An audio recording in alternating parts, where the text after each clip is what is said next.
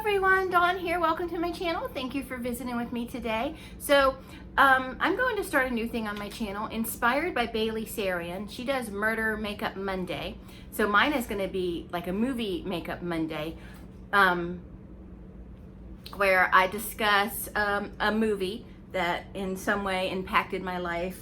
It may not be a blockbuster. It may just be a movie I liked for whatever silly reason. Who knows?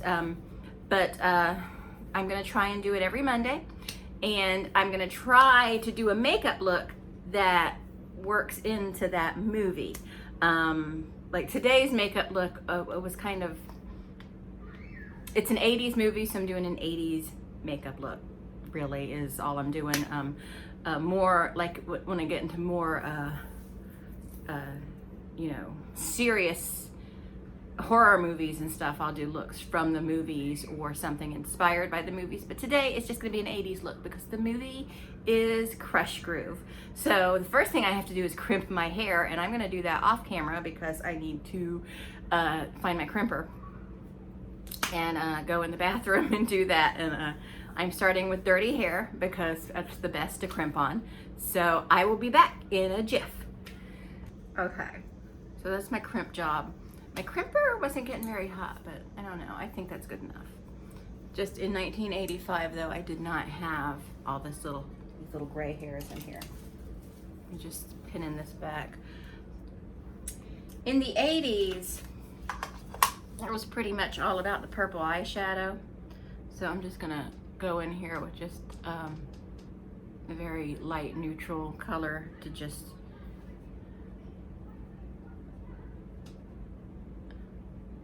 cover up my lid a little bit.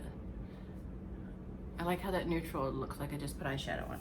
Okay, so KRUSH Groove was a movie that came out in 1985, and it was based on the story of the beginnings of Def Jam Records. But in the movie, it's KRUSH Groove Records. And there's a lot of pretty big names in it, at least big for the 80s. Sheila E, Run DMC, Blair Underwood, LL Cool J's in it for dee-dee-dee. The Beastie Boys are in it for dee-dee-dee. Curtis Blow is in it.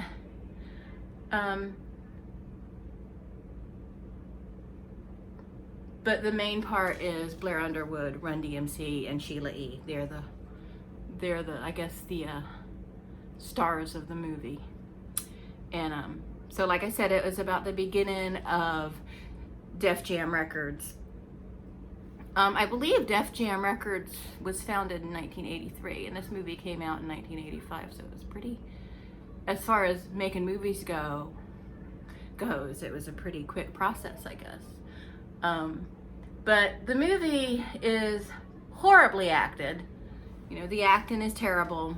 The story is definitely there, but the acting and dialogue is so bad that it's just like, oh, wow, okay. So, but you know, I was 15 at the time, so it was awesome to me.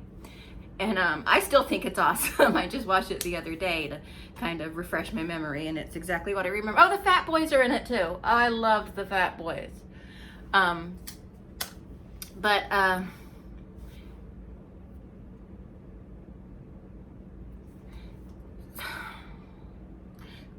So, oh, and I wanted to tell you, and the director of it was Michael Schultz, who also directed two other movies I'm probably going to talk about in the series. The Last Dragon, which Vanity was in that, and Sgt. Pepper's Lonely Hearts Club Band with the Bee Gees and Peter Frampton. I might talk about that too, because those were two movies that I loved.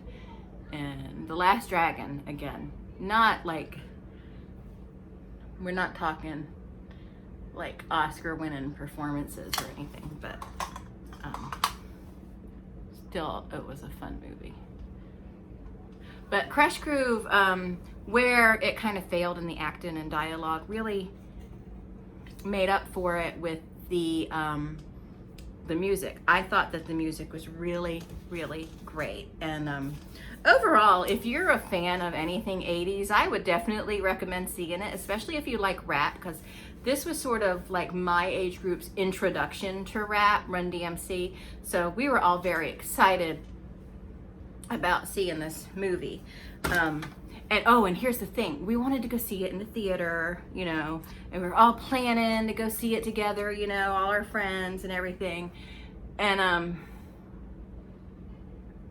so the day comes where it comes out in the theater that Friday, and we're all talking about it at school. We're excited. We're all gonna meet at the theater. And I get home, and apparently it was the same for my friends too. They all get home. My white friends, I have to specify that it's just the white people, the white parents. It was really, this is really a disappointing time for us, because I think we started realizing, oh, our parent is racist. In my case, it was a parent. It was my mother. She's a racist. I had suspected it, but I never really gave it much thought. You know, racism wasn't discussed, you know, like it is now, and probably should have been. Definitely should have been. But so my mom is telling me, you're not going to that movie. And I'm like, why not? I was able to go to it all week, and now I can't go. And she said, well, because they're beating up the white children who are in line to get tickets. Like, well, where at? Because we just got out of school. School just let out all over the city. So, well, in Detroit and Chicago and Michigan, and like, what? And mind you, we didn't have the internet. We couldn't research this. And I don't know if that was exactly, I'm sure my mother exaggerated. She was a pro at that, but I'm like, I don't believe you. And here's the thing. She was also saying, well, the kids here, they're getting in line and they're getting beat up at the movie theater, and their shoes are being stolen. And like, what are you talking about? And she just did not want me to go.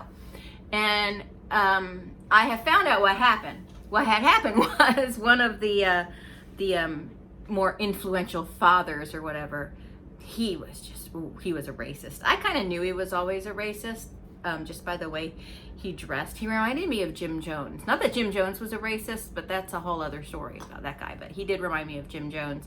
And apparently he gathered all these moms and told them that this movie is coming out to pit the black kids against the white kids. And this is just local. I don't know if this was a nationwide thing, but I'm sure it happened in other communities too. So when we all got home, I'm like calling my friends, and they're like, yeah, I can't go either. All of a sudden they're saying the black kids are attacking the white kids, even though we've been in school all day. I'm like, I know. It was really bizarre. But it was also kind of sad for us, because we started realizing that our parents are racist. They don't want us to go because it's a black cast primarily. That's why they don't want us to go, because it's rap music. And white kids don't listen to rap music. It was just, we realized that that's what this was. And I was like, whatever, dude. So I gotta clean that up.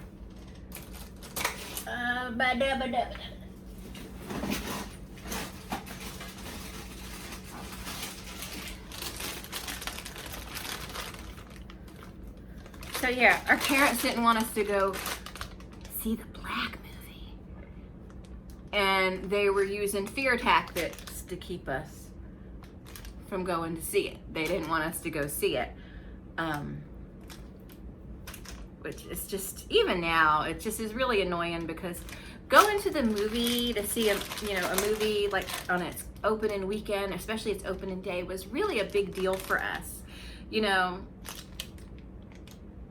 And it was just, and it was really upsetting to make this discovery about my mother. Although I guess I kind of always knew it, you know, like, she wasn't like obnoxiously racist. Like, she didn't wear a white hood and run around and burn crosses on people's lawns. But, you know, after that, I started thinking about it. She said things, and she, you know, she clutched her purse if there was a black man nearby, and, you know. Oh, because, and another reason I found out she was racist, definitely racist, is this man, he was a delivery man. He was very nice, and he had 2 kids. and he needed a babysitter, and he was hiring me to babysit. My mom was just like, no, I don't think you can go over there. But then she found out his wife was white, and then all of a sudden it was okay. You know, and she didn't even make any bones about it. She said, well, his wife is white, so I guess you can go ahead and babysit with him. Like, okay, that's not weird at all, but all right. Let me put on some obnoxious 80s blush. So, and the reason I'm not putting foundation on is because we didn't know nothing about no foundation in the 80s. So yeah, so long story short, basically, I didn't get to go see KRUSH Groove in the theater like I had been planning for a really long time. Well, not like, we didn't know about movies 2 years in advance, so it wasn't really that long of a time, but for a 15-year-old, it was a long time. And so then I think it was maybe a year, it came out on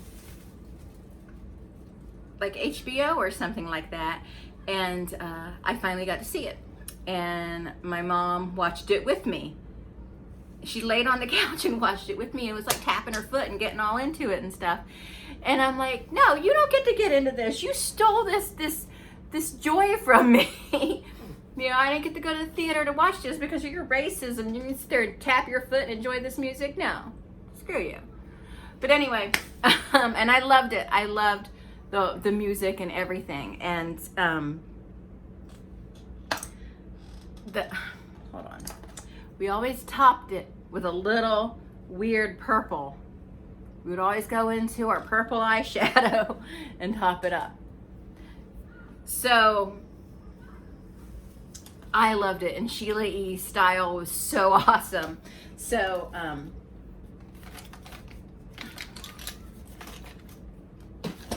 when she performs Holly Rock, like her outfit she's wearing, I wanted that to be like what I wore on my wedding day, but of course that changed. But and here's the thing, I was dating this boy at the time because I was watching KRUSH Groove again with my mom and him, and I said, I want to wear that on my wedding day. And he goes, well, you're not going to marry me then. And I was like, well, no, I can pretty much guarantee you that I'm not going to marry you. You know, what the hell was that supposed to mean? What a creep. But anyway, I loved that outfit. I loved her clothes in this movie. And so anyway, I just kind of went off on a tangent about finding out our parents are racist, you know. But that's basically what this was all about, though. Let me do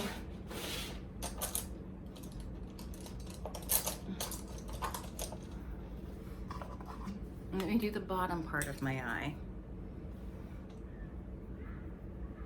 So I can't really talk when I do this part.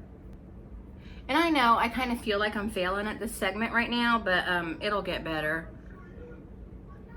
Because this discussion wasn't, I guess, so much about the movie as it was about how my mother was trying to prevent me from seeing the movie in the theater, which she did. She prevented me from seeing it in the theater successfully because, you know, she was my mother and I had to obey. But I did eventually get to see it, and I loved it. And I still love it. It's not a masterpiece. It's not a fantastic movie in any way. The acting, again, is horrible. The dialogue is, but the story is there. The story is definitely there. I really think they should remake it because I think that it would go somewhere. You know? Whoever is in charge of remaking movies, y'all should remake KRUSH Groove. Because I think that there's something there. So that was my experience with KRUSH Groove. I love that movie. It really wasn't a story so much directly about the movie. I gave you some snippets, some information about the movie, but it was more about my experience with trying to see it and just being blocked by my mom because she was a racist. It was, you know, me finding out that the adults in my life were, you know, hated half my friends, basically. And then I found out why I wasn't allowed to go to certain people's houses and stuff. So But I do think part of it was also jealousy, but that's a whole other story. My mom really ruined a lot of experiences for me. She did. So. But anyway, KRUSH Groove, if you haven't seen it, I do recommend it, although the acting, again, is not that great. It's still, it's a fun movie. It's a dip into the 80s. You know, it's not your pretty and pink, you know, pastel-y type 80s. It is, you know, rap 80s, you know, and I think it's a really good movie, and not good in the sense that, you know, it would win an Oscar, but good in the sense that it's just a fun watch. Because, you know, good doesn't always have to be, you know, to be or not to be. It can be just something that's fun to watch. Some movies that are going to be coming up in this series, like I said, probably The Last Dragon, probably the Sgt. Pepper's Lonely Hearts Club Band, maybe the Rocky Horror Picture Show, possibly Grease. Now Grease is a movie that I hate today. I hate it today. I loved it when I first saw it. I was 7 years old when I first saw it, and when I rewatched it as an adult, I was like 26 years old, and I'm like, this is filthy, you know? And now I just kind of look at it like, I don't see why this was such a big deal. This is not a good movie, but again, still a fun soundtrack. Probably talk about Xanadu in the future. Jaws, I have a good makeup idea for Jaws, which I may do that without even, I may do the makeup idea without discussing Jaws, because it's going to be a little more involved, and I don't know if I'll be able to talk about a movie and do the makeup look. We'll see what happens. But that's it. I'm gonna run out and run an errand, and I will talk to all of you later. I hope you enjoyed this. I know my first installment in this is not perfect, but you know, I just wanted to kind of just chat about it and everything, and this is what you get. But thanks so much for watching, and I will talk to all of you later. There'll be information about KRUSH Groove in the description, and I'll have more of these coming out your way, hopefully every Monday. But you know, with the way things are right now with this apartment and trying to get everything in order, may not be. I mean, this is the first video I've recorded. Well, I made a few cooking videos, but a sit down and makeup video, you know. I want to think of some movies to do where I can do a more intense makeup look, because it's just kind of bland. It does match my background though. But I guess I'm gonna get off of here. Thanks so much for watching. Bye.